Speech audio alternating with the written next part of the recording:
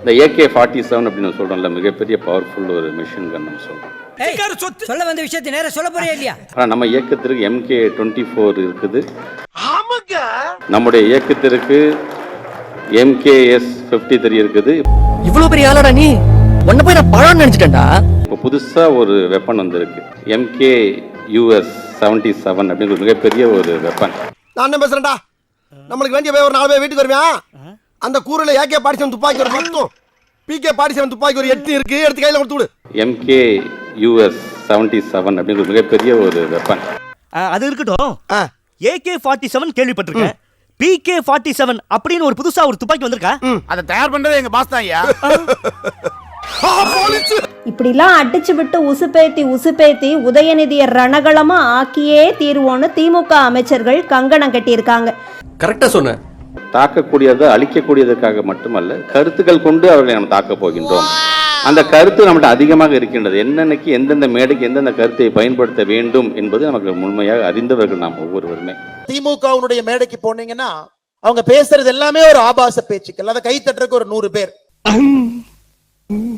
அதை முதலமைச்சர் மு க ஸ்டாலின் அவங்க எல்லாம் கை தட்டுறாங்களே, அப்ப நம்ம சரியான பாதையில தான் போறோம் அப்படின்னு ஒரு மாய உலகத்தில் அமர்ந்திருக்கின்றார். இதுதான் திராவிட மாடல் ஆட்சி, இதுதான் முத்துவேல் கருணாநிதி ஸ்டாலினுடைய ஆட்சி. அதுவும் நம்மளுடைய இளம் தலைவருடைய பிறந்தநாள் நிகழ்ச்சி அறிவாலயத்தில் கொண்டாடுறோங்கிற பொழுது இன்னும் எனக்கான ஒரு கூடுதல் மகிழ்ச்சி. பள்ளி கல்வித்துறை அமைச்சர்னு அன்பில் மகேஷ் பொய்யாமொழி ஒருத்தர் இருப்பார். அவர் வேலை உங்களுக்கு எங்க உதயநிதி ஸ்டாலின் போறாரோ அவருக்கு முன்னாடி ஒரு அறிக்கை லைட் எடுத்துட்டு போறது மட்டும்தான் இவரு வேலை. இன்னைக்கு எப்படிப்பட்ட மனிதர்கள் பெட்ரோமாக்ஸ் லைட் எடுத்துட்டு போறவங்க கல்வித்துறை அமைச்சரா இருக்கிறாங்க. கையெழுத்தே போட தெரியாத என் பேர்ல 3 medical college, 8 engineering college, 16 polytechnic இருக்கு. கேட்டுக்க.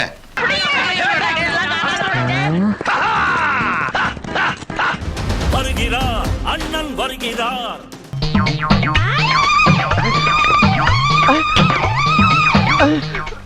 வருகிறார் அண்ணன் வருகிறார்.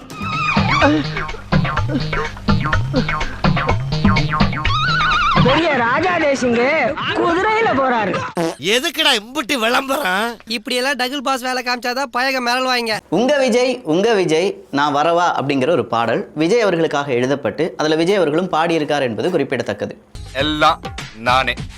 அப்போ உங்கள் விஜய் அப்படின்னு சொல்லும்போது எங்கள் அண்ணன் உதயநிதி வருகிறார் அப்படின்னு சொல்லக்கூடிய ஒரு பாட்டு இப்போது உதயநிதி ஸ்டாலின் அவர்களுக்காக இறக்கப்பட்டிருக்கிறது.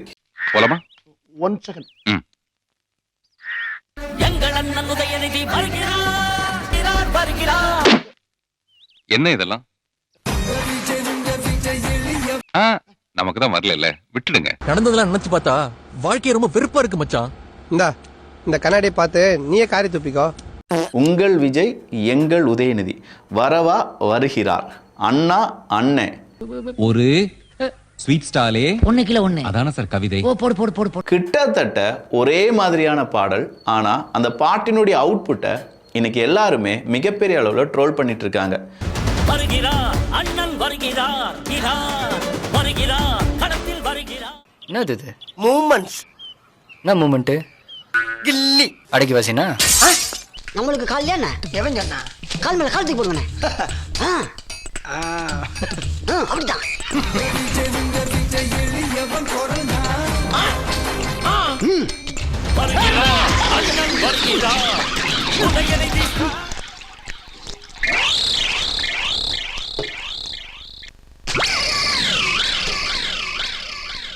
விஜய் அவர்களுக்கு கிடைச்ச மாதிரியே எனக்கு ஒரு பாட்டு வேணும் அப்படின்னு சொல்லி உதயநிதி ஸ்டாலின் அவர்கள் கேட்டதாகவும், டான்ஸ்லாம் ரொம்ப கஷ்டம் ப்ரோ.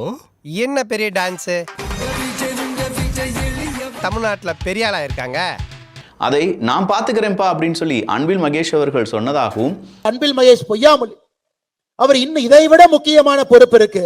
அகில உலக உதயநிதி ரசிகர் மன்றத்தினுடைய உண்மையான தலைவர் அன்பில் மகேஷ் பொய்யாமொழி. ராம் கோபால் சர்மா மேனேஜர். ஒரே ஒரு திலீப் காந்த், அவரோட ஒரே ஒரு மேனேஜர் ராம் கோபால் சர்மா. பாடல் வெளியீட்டு விழா உதயநிதி ஸ்டாலினுக்கு பின்னாடி எங்கேயாச்சும் போறது சாரை பார்க்க முடியாதா?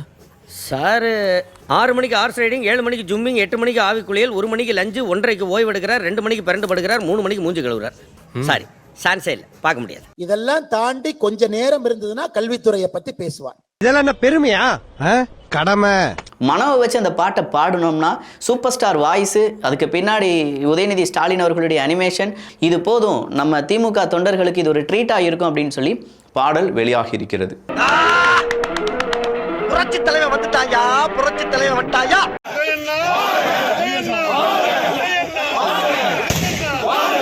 இவர்களுக்கு பின்னகு இவங்க குழந்தை, அதற்கு பிறகு உதயநிதி, அதன் பிறகு இன்பநிதி, இப்படியே சுத்தணும். நம்ம குழந்தைங்க கை கட்டி போஸ்ட் ஒட்டணும். வெக்கமா இல்லையா உங்களுக்கு? கவர்மெண்ட் மனுஷனை மதிக்கிறதே இல்ல சார். எந்த அரசியல் கட்சி மனுஷனை மதிக்கிறது இல்ல சார்.